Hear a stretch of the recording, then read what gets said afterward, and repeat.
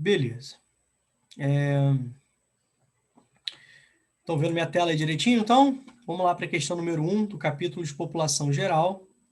Os países industriais adotaram uma concepção diferente das relações familiares e do lugar da fecundidade na vida familiar e social. A preocupação de garantir uma transmissão integral das vantagens econômicas e sociais adquiridas, né, como resultado de uma ação voluntária de limitação do número de nascimentos, tá? Ou seja, quando a gente fala de ação voluntária, eu queria que vocês entendessem que fosse podemos traduzir como planejamento, tá? Beleza? Um planejamento. Vou botar aqui abreviado.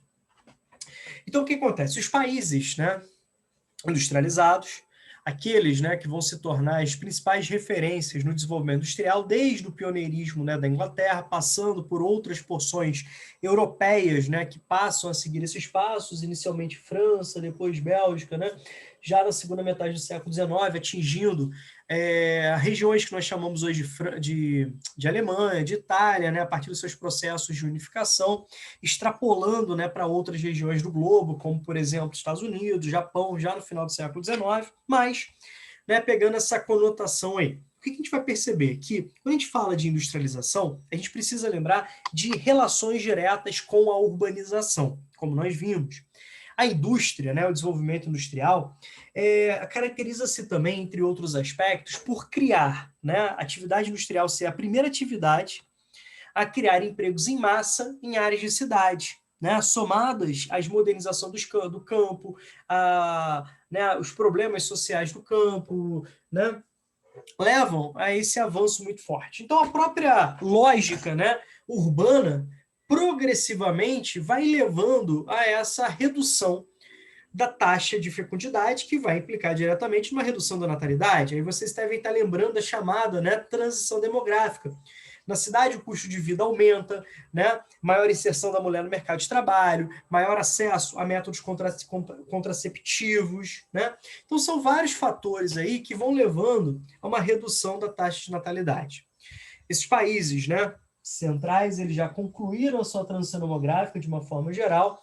Alguns já apresentam até realidades, né, que ultrapassam aquele estudo da transição demográfica clássica, apresentando, né, aquelas 4 fases. Já apontam, né, muitos estudiosos uma 5ª fase marcada por um processo de crescimento vegetativo negativo, né, um volume, né, de idosos, um percentual de idosos bem significativo, que eleva, né, a taxa de mortalidade, e você não tem uma reposição, né, etária, né, uma natalidade muito baixa.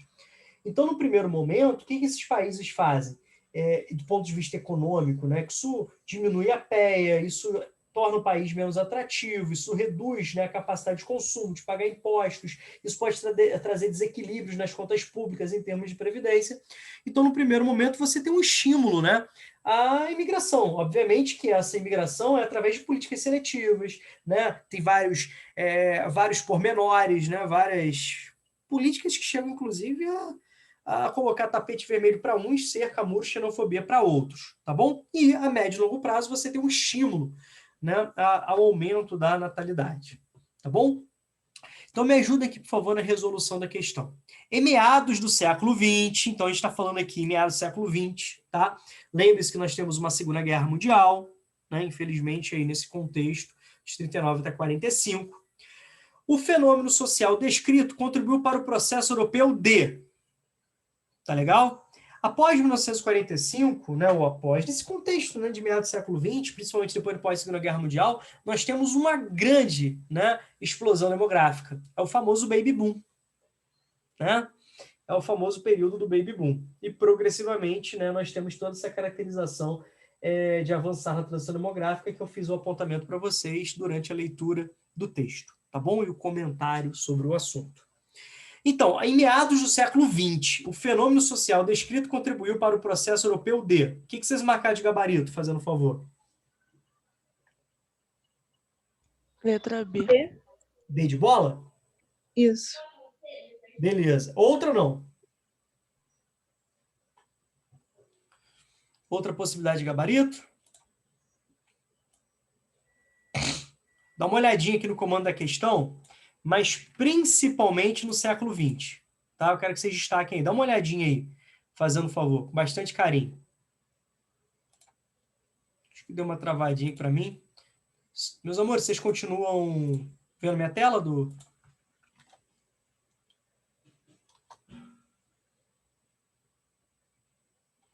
Vocês continuam vendo minha tela aqui, galera? Do compartilhamento? Sim. Sim. Ah, deu uma travada aqui para mim. Continua travado, eu acho.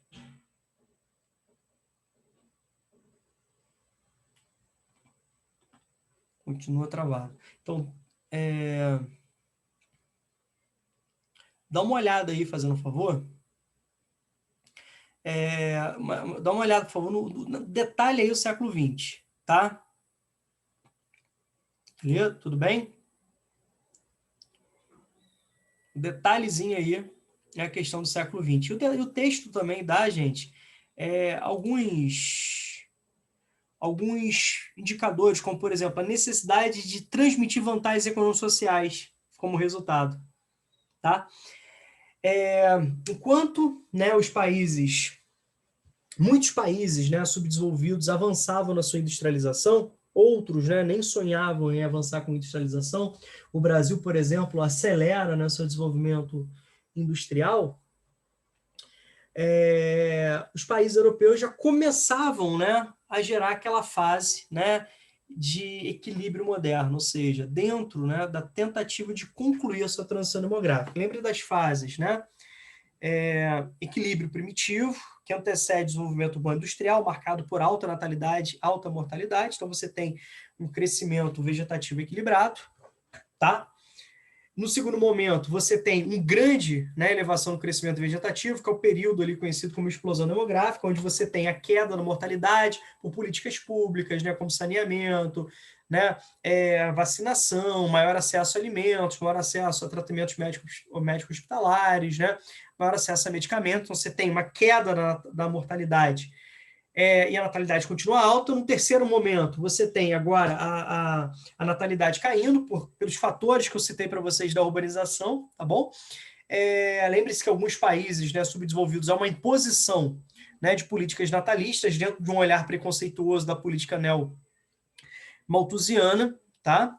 E a quarta fase é justamente do equilíbrio moderno, né, com baixas taxas de natalidade, baixas taxas de mortalidade, tá?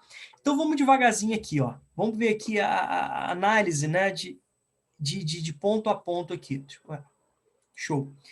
Opa, ó, estabilização, gente, demográfica, não, né? A pirâmide etária vai acompanhando a trajetória da transição demográfica. Lembre-se que a pirâmide etária é aquele gráfico demográfico de extrema importância para você entender as características de um país, de um território, de uma região no dado, né, contexto, comparando, né, momentos anteriores com o momento atual e, obviamente, orientando as políticas públicas através de projeções, tá?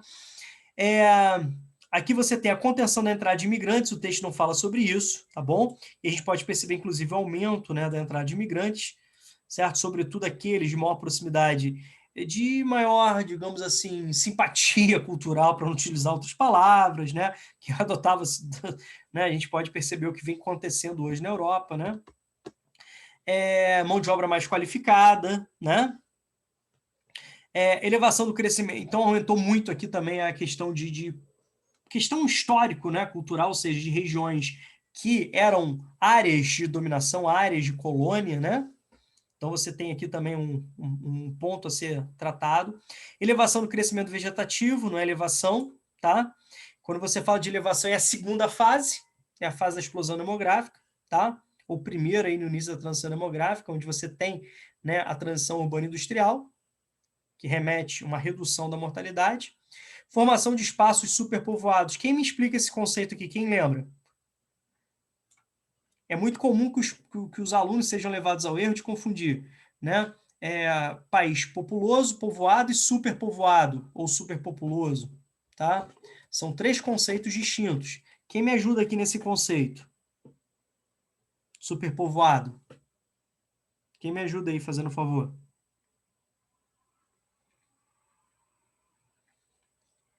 Vamos lá. Populoso tem a ver com população absoluta, né? Povoado tem a ver com a população relativa, com a densidade demográfica, ou seja, a relação entre o território, a área territorial e o número de habitantes, né? Que o resultado é dado em X habitantes por quilômetro quadrado. E quando a gente fala de uma área superpovoada, a gente está se referindo às condições socioeconômicas, né, que essa população vive. Então, por exemplo, você pode ter países de alta densidade demográfica, como, por exemplo, alguns europeus, né, de altíssima densidade demográfica, mas isso não é sinônimo para que você tenha condições precárias de vida. Pelo contrário, a grande maioria da população vive em boas condições de vida. Aí você olha, né, para países, né, subdesenvolvidos principalmente, pode pegar inclusive o Brasil como exemplo, onde você tem uma baixa densidade demográfica, uma desigual, né, um país, né, que não é povoado, densamente povoado, embora haja uma concentração no litoral, sobretudo em porções do Sudeste, por questões históricas, né, desenvolvimento econômico, da própria construção do espaço geográfico brasileiro, onde uma parcela significativa dessa população vive em precárias condições de vida. Então, o termo superpovoamento, tendo relação com a qualidade de vida, é uma das características, né, ligadas de uma forma geral aos países subdesenvolvidos. Tá legal? Tudo bem aí, gente? Certo? Podemos avançar? Espero que sim. Vamos lá, então.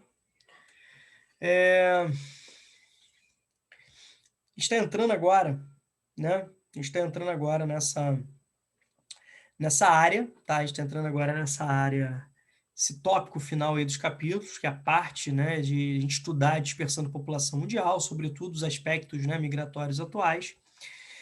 Os gráficos abaixo são parte do resultado de uma pesquisa feita em 2015 sobre a percepção dos cidadãos de diferentes países acerca do fenômeno migratório. A gente dá para entender, inclusive, aqui, quando a gente olha para a Grã-Bretanha, para a gente entender a questão do Brexit, tá? Então, olha só, qual é o percentual de imigrantes da população em seu país? Então, você tem aqui a média dos entrevistados, que eles acham, e a realidade, tá? Então, a gente vai perceber que, de uma forma geral, o número de imigrantes é muito menor do que aquele, né, número que os entrevistados achavam. Né? Então, você tem aí políticas nacionalistas, políticas extremistas, sobretudo, por exemplo, a Hungria, a Polônia, que hoje nós temos governos, né, de extrema-direita, inclusive com um viés neofascista, tá? Onde esse nacionalismo exacerbado leva à questão da xenofobia. Tá bom? Beleza?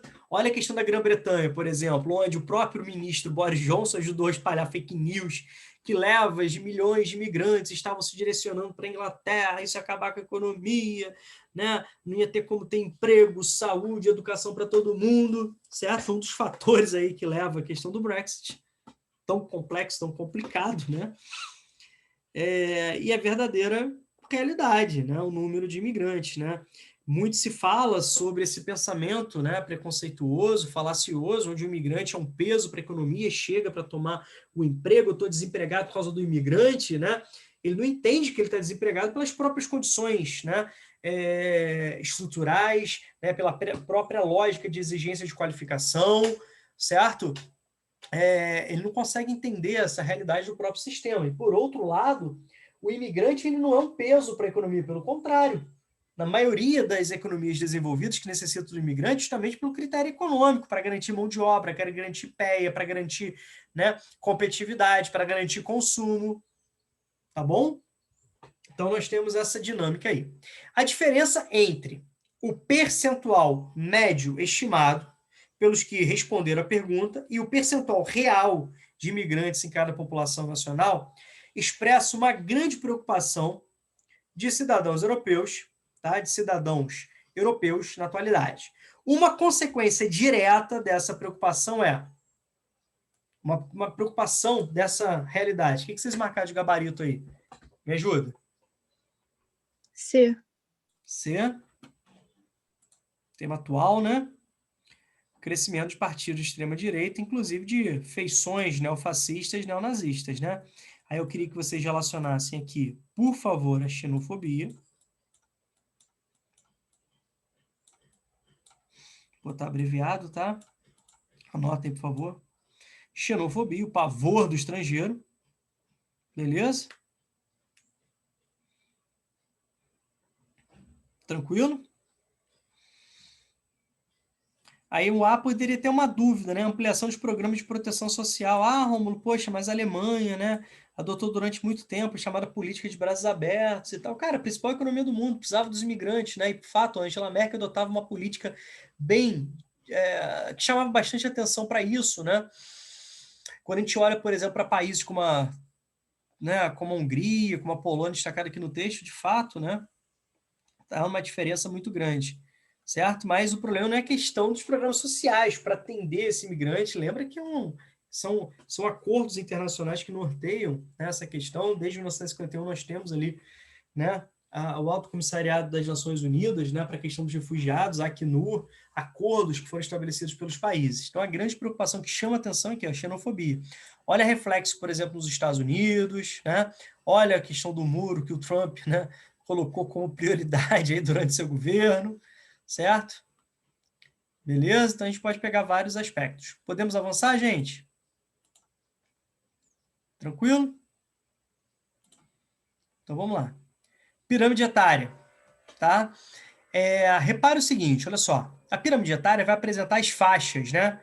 Os jovens, relacionados à base da pirâmide, né? A população adulta, que dá, de certa forma, a vicissitude econômica, né? Que vai dos 20, né, aos 59 anos, de uma forma geral, obviamente que isso não é uma regra seguida por todos os países, né, esse intervalo. Mas um indicador importante, inclusive, aqui para o Brasil, que é o corpo da pirâmide, população adulta, né, população madura, e acima dos 60 anos é a população idosa ou envelhecida, né? Cada vez mais ganha o contorno aí da expressão superidosos, né? Para a população acima dos 80 anos, principalmente. Repare que aqui está falando de país X, país X. O que muda é o momento que essa pirâmide etária retrata, tá? Que a gente consegue perceber as diferenças em termos de faixas etárias, de concentração da população entre as faixas etárias e também a parte, né, da comparação entre homens e mulheres, sobretudo utilizando, né, uma visualização comparativa entre o corpo da pirâmide e o topo da pirâmide, como a gente vai perceber isso. Então, significa que esse país X ele avançou na transição demográfica, né? Significa que esse país X já começa a ganhar contornos, né, de proximidade para uma conclusão da sua transição demográfica. É típico de países como o Brasil, né, de países emergentes, onde você tem um encolhimento da base devido à redução da taxa de fecundidade, à redução da taxa de natalidade e um aumento da expectativa de vida, né? Há um processo de desaceleração do crescimento vegetativo, tá bom? É um país típico da terceira fase da transição demográfica, utilizando, né, a nomenclatura mais usual aí sobre os estudos, visto que a transição demográfica tem várias análises, várias interpretações a partir de contribuições de autores, né, diferentes, tá bom? A análise das pirâmides etárias permite afirmar que se trata de um país pertencente, não pode ser desenvolvido, gente, porque ainda não concluiu sua transição demográfica, né? Beleza? Então, ó, você já corta aqui. O que vocês marcaram de gabarito, gente? Ajuda a titio. Letra A. Letra A. Deixa eu só marcar aqui rapidinho. Letra A. Então, não pode ser o bloco de países desenvolvidos. A gente pode perceber que eles não, né, pelo gráfico, esse país X não completou a transição demográfica. Também não pode ser da África subsaariana, porque é um país, né, que já vem apresentando, né, significativas reduções na base da pirâmide, aumento da expectativa de vida. Lembrando que, infelizmente, a África subsaariana ela é uma região, né, onde você tem muita caracterização do subdesenvolvimento devido à exploração intensa, o histórico, né, de exploração. Então, assim, são os resultados de toda a problemática, né, criada pelo imperialismo, pelo colonialismo, pelo neocolonialismo, por todo o avançar do sistema capitalista que vai desorganizar, desestruturar, né, a produção, né, gerando problemas sociais gravíssimos, conflitos, né, miséria, pobreza, problemas ambientais, né, certo? Então, assim, interessante que os europeus falam que a crise migratória é um problema para os europeus, mas mesmo que fosse um problema, que não é o caso, né, do ponto de vista econômico, é resultado das políticas praticadas por essas nações ao longo de séculos, ou pelo menos pela maioria, né, durante séculos. Então, é resultado do próprio sistema, né, em questão. A região de conflitos no Oriente Médio. Gente, só queria chamar a atenção aqui, que também não pode ser, mas questão dos conflitos. Por exemplo, momentos de guerra. Né? Se o professor de História falar sobre a Guerra do Paraguai, onde, né, mais de 90% da população masculina adulta foi dizimada durante a guerra. Aí quando você pensa em guerra, você pensa em quê? Principalmente a população adulta, masculina, né, mais voltada para aquele enfrentamento direto, é aquela que mais morre. Isso pode criar anomalias, né, demográficas, ou seja, você analisa a pirâmide etária de um país ou região antes de uma guerra, como, por exemplo, alguns países europeus durante a Segunda Guerra Mundial, ou seja, antes da Segunda Guerra Mundial, e você vai analisar, né, a pirâmide etária de um país pós-guerra. Isso vai trazer mudanças, né, isso vai trazer anomalias aí, demográficas, tá? Então, um grupo de países emergentes, né, pelas melhorias dos índices de expectativa de vida, e quando a gente fala, e também do encolhimento da base, né, isso mostra que o país está avançando, e eu queria chamar a atenção também para a questão daqui, ó. Olha aqui, por favor. Olha aqui, ó. Além de aumentar a base, que isso significa que vai aumentando a população idosa, consequentemente, né, a expectativa de vida, a esperança ao nascer, a diferença entre homens e mulheres também. Lembrando sempre que as mulheres apresentam, em média, expectativa de vida maior do que os homens. Isso é fruto, né, das mulheres se cuidarem mais, o processo de prevenção. Os homens se tratam, né? As mortes traumáticas também são muito maiores, né, na população masculina, sobretudo da faixa entre os 20 e 35 anos, mortes por acidente, brigas, né, violência no trânsito, na rua, esportes radicais. E também pelo alguns postos de trabalho, algumas atividades, né, de grande desgaste físico serem praticadas em termos culturais, principalmente por homens, como, por exemplo, trabalhos na construção civil, na mineração, tá? Então, são outros aspectos também interessantes serem destacados aqui. Tá claro, gente? Tudo tranquilo? Tudo tranquilo? Alguém quer perguntar alguma coisa? Não? Certeza? Beleza.